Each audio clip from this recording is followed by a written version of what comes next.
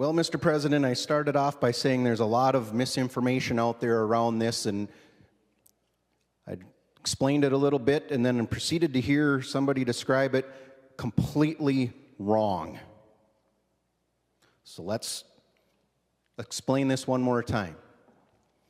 First, this is for cooperatives and municipals, not investor-owned utilities like Xcel Energy. This has zero impact on any customer who's a part of Xcel Energy or Minnesota Power or Autotel Power in Minnesota. Co-ops, municipals, that's who this is for. If you're not a customer of a co-op or a municipal, zero impact.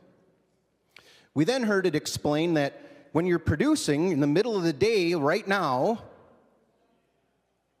but you're not using electricity, you're going to now be compensated for a lower rate, and then when you use it later tonight, you get charged a higher rate. Wrong. Absolutely wrong.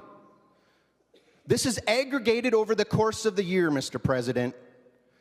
Over the course of the year, whatever you produce compared to whatever you use, if those two equal out, you pay zero. What this amendment gets at, and the base bill that I brought gets at, is if you are producing more electricity with your solar system over the course of the year compared to what you use, that overproduction is what you will now get paid the wholesale rate at, rather than retail. Only that portion. So let's understand the reality of what this is. This is about being fair to all users on the system. I've had people here at the Capitol for meetings. I recall one specifically, about 10 individuals. And as the meeting got going, two brought up this issue because they have solar on their property and they overbuilt.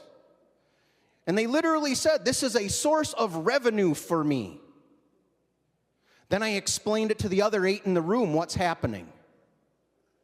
They're overproducing, and they're getting retail rate for that overproduction. Now, their cooperative doesn't have as much electricity that they're buying from, say, Great River Energy. So they do not have as much money anymore in what they charge over what they buy for to run their operations. Thus, they have to raise everybody's rate on the system.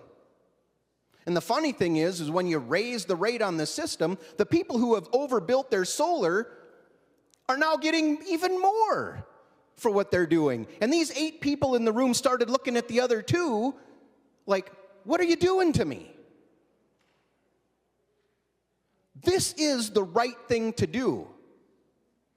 And if we're talking about we're supposed to be here to do what's right for Minnesotans, then we should take a Senate position and give this a chance. I don't buy this idea that we've got a better chance of making this happen by not taking it today. That's a bunch of B as in B, S as in S. Passing this today gives us a Senate position saying this is what we should be doing for our rural co-ops and municipals. This is going to encourage our co-ops to encourage other people to install their own solar systems. They've told us that in committee and in personal meetings. Right now, as the law sits, they discourage people from doing this because of the negative impact it has on their rates. Accepting this today, I believe, gives us a better chance of passing this bill off the floor. We saw the kerfuffle on Friday, what happened. Taking this actually puts it in a position, I believe, that we receive way more than 34 votes on this bill for final passage. Rejecting all these, this one and all the other amendments means at best we will get 34 votes for the bill. You tell me which is the best path, Mr. President, and which sends the message to the people of Minnesota that we're working on policy for Minnesota that serves the most people. 9-2 coming out of committee with this position, Mr. President. Vote green, members.